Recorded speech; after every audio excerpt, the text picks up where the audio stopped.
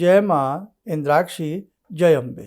इंद्राक्षी धाम में दर्शकों आप सभी का हम हार्दिक स्वागत करते हैं। आज के दिन जिन जातकों का जन्मदिवस है, मैरिज एनिवर्सरी है, उन सभी को हमारी तरफ से बहुत बहुत शुभकामनाएं। आज हम बात करने वाले हैं, कई बार ऐसा होता है कि जो हम प्रतिदिन का दैनिक पूजन करते हैं उसमें भी मन नहीं लगता है, और या कई बार जो हम पूजन कर रहे होते हैं हमें बिल्कुल भी लाभ नहीं मिल रहा होता है, तो और हमारा मन टूटने लगता है और हम पूजा से कहीं ना कहीं विमुख से हो जाते हैं। क्या कारण है और किस प्रकार से हम अपनी पूजा पाठ को, भक्ति को और अच्छे से बढ़ा सकते हैं, सारी जानकारी इस अंक में देंगे। आइए पहले आज का हम पंचांग देखें। 6 मई सन 2025 दिन मंगलवार, संवत 2082, बैसाख मास, शुक्ल पक्ष, तिथि आज नवमी है, नक्षत्र मघा, राहु काल 3 से 4:30, दिशा सूल उत्तर दिशा। अब देखिएगा, हम प्रतिदिन अपनी पूजा करते हैं। कई बार बहुत मन लगता है पूजा में, कई बार पूजा में कतई भी मन नहीं लगता है, बस लगता है कि कर ली है लेकिन आनंद नहीं आया, लकीर की फ़कीर वाली बात हो जाती है। और कई बार हम जो पूजा में मन लगाते हैं तो जीवन में कई बार इस प्रकार से आपको महसूस होगा कि कहीं ना कहीं उल्टी गिनती गिनी जा रही है, कहीं ना कहीं हम बैक गियर लग रहा है जीवन में, कहीं ना कहीं हमारी समस्याएं हमें बढ़ती सी नज़र आ रही हैं। ऐसा होता है कुछ लोगों के साथ। एक तो पहले ही पूजा पाठ में मन नहीं लग पा रहा है, मन में अरुचि सी आ रही है, और ऊपर से जब कुछ ऐसे नुकसान या कुछ हादसे या ऐसी चीज़ें होने लगती हैं तो मन में और ज़्यादा कहीं ना कहीं, भले यह विश्वास ना हो लेकिन मन में पूजा के प्रति वो बात नहीं रहती है, मन में पूजा के प्रति वो लगाव नहीं रहता। तो यहाँ कारण क्या है, गलती किसकी है? देखो, कारण है हमारे प्रारब्ध के ग्रह, कारण है हमारा प्रारब्ध, कारण है हमारा प्रारब्ध का कर्म, और कारण है हमारा आज का कर्म, और कारण है हमारा भक्ति में भाव में ना ला पाना। जिंदगी में ध्यान रखना, ऐसा बेटा कदापि नहीं होता कि हम भगवान की पूजा करें और भगवान इतने फ्री हैं कि वो केवल हमारा नुकसान करें। कई बार मन कर रहा उठता है कि मैं जितनी भक्ति कर रहा हूँ, कर रही हूँ, उतना मेरे साथ विपरीत परिस्थितियाँ हो रही हैं, उतना ही मुझे कुछ दंड मिल रहा है, उतना ही मेरे साथ कुछ अच्छा नहीं हो रहा है। तो बेटे ध्यान रखना, प्रभु ऐसे नहीं है। भगवान के प्रति कभी ऐसा मत सोचना कि भगवान ऐसा कर रहे हैं। आपने कोई भगवान के प्रति संकल्प लिया था, आप पूरा नहीं कर पाए तो भगवान आपको उसकी सज़ा दे रहे हैं, दंड दे रहे हैं। आपने कोई जागरण बोला था, कहीं दर्शन करने के लिए बोला था, या प्रसाद की बात बोली थी और आप ऐसा नहीं कर पाए हैं तो भगवान आपको दंड दे रहे हैं। ना ना ना ना ना। क्या आप लगता है कि भगवान लोभी हैं? क्या आपको लगता है भगवान लालची हैं? क्या आपको लगता है एक चुनरी, एक नारियल प्रसाद न चढ़ाने के कारण हमारे बच्चे बीमार हो रहे हैं, हम बीमार हो रहे हैं, हम परेशान हो रहे हैं, पैसे का नुकसान हो रहा है, जॉब नहीं लग रही, व्यापार ठप? ऐसा कदापि नहीं हो सकता। जो माँ हैं, जो पिता हैं, हमारी बात को समझें। हमारी संतान हमें कुछ भी कमा करके ना दे, लेकिन हम अपने बच्चों को कभी अभिशाप नहीं दे सकते। कभी उनके वे जीवन में तंग रहें, वो जीवन में परेशान रहें, ऐसा स्वप्न में भी भूल कर भी हम नहीं सोच सकते। तो वो तो जगत के पिता हैं, जगत की माँ है, जगत जननी है। वो मात्र एक थोड़ा बहुत प्रसाद न चढ़ाने के कारण वो कैसे हमें सज़ा दे सकती हैं? ये इंसानों की भूल होती है, और उससे बड़ी भूल वो करते हैं। कई बार हम किसी को अपनी परिस्थितियाँ बताते हैं, कुंडली दिखाते हैं, कुछ करते हैं, वहाँ से हमें कई बार ऐसा आंसर मिलता है कि आपको कालिका तंग कर रही है, आपको भगवान तंग कर रहे हैं, आपको भगवती तंग कर रही है। तो समझ लेना वो बताने वाला भी अज्ञानी है, और सुनकर के पूजा पाठ को छोड़ने वाले तो महाअज्ञानी हैं। परिस्थिति कितनी भी विपरीत हो जाए, समझ लेना आपकी परीक्षाएं चल रही हैं, इन परीक्षाओं में उत्तीर्ण होना है, इन परीक्षाओं में अनुत्तीर्ण नहीं होना है, इन परीक्षाओं में सफल होना है। जब फौज की ट्रेनिंग की जाती है तो इतनी हार्ड कई बार उसमें चीज़ों से बच्चों को गुजरना पड़ता है। हार्ड भी नहीं कह सकते, मतलब वो प्रक्रिया है। और कई बार कुछ बच्चे बीच में ही उस प्रक्रिया को छोड़ देते हैं। जब कक्षा 10th के एग्ज़ाम होते हैं ना, या 12th के एग्ज़ाम होते हैं, तो उसमें मेहनत करके पास होना पड़ता है, और कुछ बच्चे बीच में ही कलम को छोड़ देते हैं। एग्ज़ाम क्वेश्चन उनके सामने आया नहीं, घबरा जाते हैं, आधा अधूरा सा लिख करके वापस हो जाते हैं, निश्चित है वो फेल हो जाते हैं। ऐसे ही बेटे, ये जीवन की परीक्षाएं होती हैं। जैसे जैसे आपकी पूजा बढ़ेगी तो कई बार विषम परिस्थितियां भी बढ़ने लगती हैं। आपको घबराना नहीं है, आपको हिम्मत नहीं हारना है। आप विषम परिस्थितियों में भी मुस्कुराना सीखें। हाँ, कि भाई कागज़ के फूलों में महक लेना सीखें, विषम परिस्थितियों में मुस्कुराना सीखें। तो जिन्हें विषम परिस्थितियों में भी मुस्कुराना आ जाता है ना, संतोष आ जाता है, एक न एक दिन उन्हें परम आनंद की प्राप्ति होती है, परम संतोष की प्राप्ति होती है। तो आपका दैनिक पूजन में मन न लगने का कारण होता है आपके कार्य बिगड़ना, आपके अंदर सुस्ती आना, आलस्य आना, आपकी परिस्थितियां विषम हो जाना और ख़तरनाक हो जाना, इसलिए पूजा से मन हट जाता है। लेकिन ऐसा मत करना।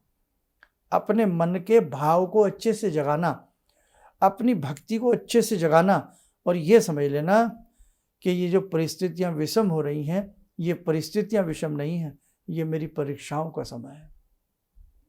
मेरी परीक्षाएं हो रही हैं और मुझे इस अभाव में, इस तंगी में, इन मजबूरियों में, इन हालातों में मुझे परीक्षा देनी है। मैं भगवान को पास होकर के दिखाऊंगा। कितने भी मेरे ऊपर समस्याओं के पहाड़ क्यों न टूट पड़े, लेकिन मैं भक्ति को नहीं छोड़ूंगा।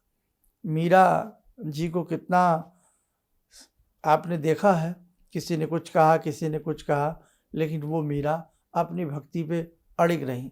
पायो जी मैं तो राम रतन धन पायो, अपनी भक्ति पे अड़िग रही, और एक दिन वो हुआ भगवान श्री कृष्ण में ही वो विलीन हो गई। तो बेटे, भक्ति इतनी आसान नहीं है जितनी आजकल हम सोच लेते हैं। आज मानव कितना परेशान है, कितना विषम परिस्थितियों में जी रहा है, कितनी कुंठाओं में जी रहा है, निराशाओं में उसका जीवन से चल रहा है, अकेलापन आ गया है, एकाकीपन आ गया है, कोई साथ देने को तैयार नहीं। कोई हो ना हो, लेकिन परमात्मा हम सबका ख्याल रखते हैं, परमात्मा हम सबका साथ देते हैं। इसलिए ध्यान रखना, उस जगत जननी को मन से ध्याना, प्रेम से ध्याना। ऐसा नहीं है माँ का हृदय न पिघले, माँ का हृदय मेल्ट होता है, माँ का हृदय पिघलता है। माँ बहुत भावुक होती है, माँ बच्चों के प्रति बहुत संवेदनशील होती है। माँ का दामन, माँ का आंचल सदैव अपने बच्चों के लिए रहता है। माँ की गोदी सदैव दुलार के लिए लालायित रहती है। इसलिए हमें भी उस भाव से पूजा करनी आनी चाहिए। कई बार पूजा में हमारे भाव नहीं आते, हम बस घंटी बजा ली, आरती कर ली, चालीसाएँ पढ़ ली, और बस भाव आए नहीं, बस कर लिया आपने, तो फिर वो भक्ति किस काम की। इसलिए गलती कई बार हमारी भी होती है कि दैनिक पूजा में हम अपने भाव नहीं जगा पाते। भाव से ही भगवान प्रकट होते हैं। इसलिए ध्यान रखना, भाव में भक्ति है, भाव में भगवान है। आपके भोग प्रसाद से भगवान इतना प्रसन्न नहीं होते। ध्यान रखना, कभी आप सोचें मैं पंचामृत नहीं चढ़ा पाया, मैं चरणामृत नहीं चढ़ा पाया, मैं तुलसी दल नहीं चढ़ा पाया, मैं फल नहीं चढ़ा पाई, या ऐसा नहीं कर पाया, तो बेटे ये तो सब बाद की बातें हैं। भक्ति को तो फिर कितना ही आप आनंदित कर लो, हो जाएगी, लेकिन आपके भाव अच्छे नहीं होंगे और आपका भोग अच्छा होगा, तो भगवान पहले भोग ग्रहण नहीं करते, भगवान पहले भाव ग्रहण करते हैं। भगवान पहले भाव देखते हैं। भगवान भाव के भूखे होते हैं, भोग के भूखे नहीं होते हैं। समझे आप? इसलिए ध्यान रखना, एक माँ को बच्चे कुछ दें ना दें, लेकिन माँ का इज्जत करें, माँ का सम्मान करें, माँ को प्रेम दें। माँ तो उन प्रेम की बातों में ही आकर के अपने जीवन को काट देती है। माँ को प्रेम चाहिए, माँ को आदर चाहिए, माँ को बच्चों का मान सम्मान चाहिए। बाकी माँ को बच्चों के पैसे, बच्चों की किसी चीज़ से मतलब नहीं होता, बस। ठीक है? तो ऐसे ही हमें वो भक्ति भी कई बार हम नहीं कर पाते हैं। इसलिए आज से जिनके साथ ऐसा होता हो, वो अपनी भक्ति को अच्छे से करें। ध्यान से देखें कि पूजा करते समय आपका ध्यान किधर रहता है। ध्यान से समझें कि आपका आसन किस प्रकार का है, आपकी माला किस प्रकार की है। आप मंत्र पढ़ते समय जल्दबाजी तो नहीं कर रहे, आप मंत्र गलत तो नहीं पढ़ रहे। ये सारी बातें आप अपने मन से ही किसी किताब में से उठा करके कोई स्तोत्र कवच तो नहीं पढ़ रहे। तो ये सब चीज़ें होती है। इसीलिए गुरु दीक्षा बड़ी आवश्यक होती है कि जब एक गाइड मिल जाता है, उसके निर्देशन में हम आगे बढ़ते हैं, तो जीवन सुंदर और शानदार बन जाता है। इसलिए आपको लगता है कि साहब मैं तो भक्ति में भाव भी बहुत डाल रहा हूँ, फिर भी कमी है, तो आप गुरु दीक्षा लीजिए। कहीं से भी जहाँ आपका मन लगता है आप गुरु दीक्षा लें, और गुरु दीक्षा लेकर के जो गुरु अपने मंत्र बतावें उन मंत्रों में प्राण डाल दें, उन मंत्रों में चेतना डालने का प्रयास करें, उन मंत्रों को जागृत करने का प्रयास करें, भरसक भाव के साथ उन मंत्रों को भजें और जपें। समझे आप? एकलव्य को मना कर दिया था कि गुरु द्रोणाचार्य ने कि हम आपको धनुर्विद्या नहीं सिखाएंगे, लेकिन मिट्टी की मूर्ति एकलव्य ने बनाई और उस मिट्टी की मूर्ति में ही भाव डाल दिए, और ऐसे भाव डाले कि मानो मेरे गुरु हैं, मुझे देख रहे हैं, मैं इनके निर्देशन में सीख रहा हूँ। तो साहब कितनी शानदार धनुर्विद्या आ गई। जिन्हें गुरु द्रोण सिखा रहे हैं उन्हें भी पीछे हटा दिया उन्होंने। किससे? किस बात पर? अडिगता के साथ, एक अच्छे भाव पैदा करके, गुरु के प्रति संपूर्ण समर्पण करके उन्होंने अपनी धनुर्विद्या को बहुत बढ़िया बना लिया। तो कहने का भाव, बेटे आप भी बहुत अच्छा कर सकते हो, आप हिम्मत ना हारो, आप हिम्मत ना हारो। हिम्मत हार जाते हो कई बार आप, तब ऐसा होता। इसलिए आपकी जो भक्ति है ना वो सही चल रही है। बस अच्छे से भाव जगाइए, अपने मंत्र पर ध्यान दीजिए, शुद्धि अशुद्धि का ध्यान रखिएगा, अच्छे कर्म कीजिएगा, विजय आपकी जरूर होगी। भगवान आपके निकट हैं, सन्निकट हैं, आपके सामने बैठे हैं। बस बहुत जल्द आपके कार्य सिद्ध होने वाले हैं। और प्रेम से भक्ति कीजिए। आसमान टूटे तो टूटे, बिजली गिरे तो गिरे, आपदाएं आए तो आए, समस्याएं आए तो आए, आप मत सुनिए। आप बस भगवान की अडिगता के साथ जितनी भी देर आप पूजा करते हैं, 20 मिनट, 25 मिनट, आधा घंटा, उस समय को भगवान के लिए लगाइए। इधर उधर की कुछ मत सोचिएगा। आपने घंटाकर्ण महावीर का नाम सुना होगा, तो उन्होंने कानों पर घंटे बांध दिए थे कि जब भी कोई और उनसे बात करता था तो सिर को हिला देते थे। बस उन्हें घंटों की आवाज़ सुनती थी, किसी दूसरे व्यक्ति की आवाज़ नहीं सुनती थी। वो भगवान की शब्द के अलावा, भगवान की बात के अलावा कुछ सुनना ही नहीं चाहते थे। तो बड़े बड़े साधु पुरुष, सन्यासी, भक्त भगवान मानिंद हुए हैं। तो बेटे हमारी भक्ति में कहीं ना कहीं कमी रह जाती है, हमारे भाव में कहीं ना कहीं कमी रह जाती है, और हम समस्याओं को देख के विचलित हो जाते हैं और हम अपनी भक्ति को शिथिल कर लेते हैं। इसलिए आपकी भक्ति बहुत शानदार है, आप बहुत अच्छे व्यक्ति हैं, आप बहुत अच्छे से कर सकते हैं। बस कई बार आप थोड़ा सा परिस्थितियों को देख करके थक जाते हैं। मत थकिए आप। भगवान न्याय के देवता हैं, न्याय मूर्ति हैं परमात्मा।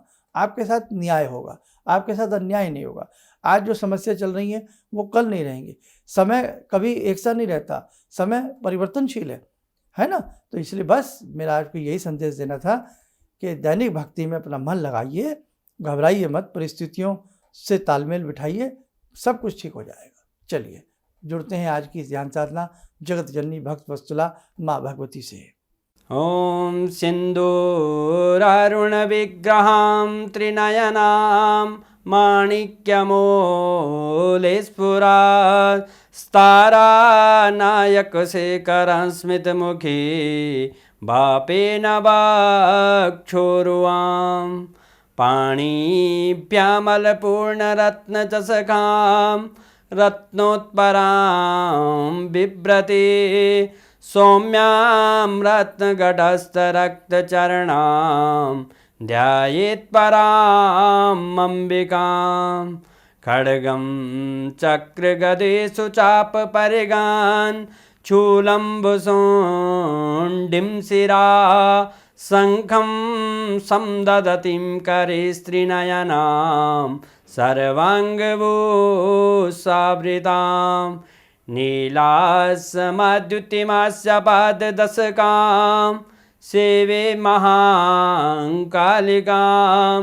यामास्तो स्वपितैहरो कमलजो हन्तुं मधुं कैटवं विद्युद्दामसमप्रभां मृगपते स्कन्दस्थितां भीषणां कन्या विहकरवालखेटविलसा धस्ताविरासेवितां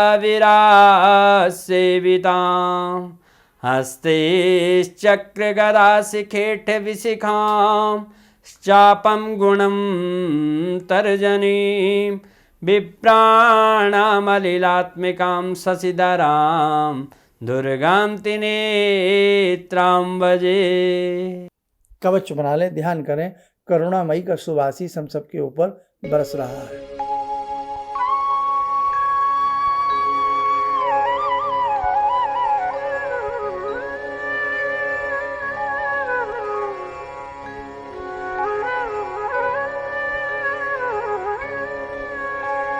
ओम बोलते हुए नेत्र खोलें, सामान्य हो जाए। देखो साधकों, बड़ी छोटी छोटी गंभीर बातें होती हैं, कई बार इन्हें हम ढंग से समझें और अपने मन को अच्छे से समझ करके भक्ति भाव में लगाएंगे ना, ऐसा हो ही नहीं सकता कि आपकी भक्ति निष्फल जाए।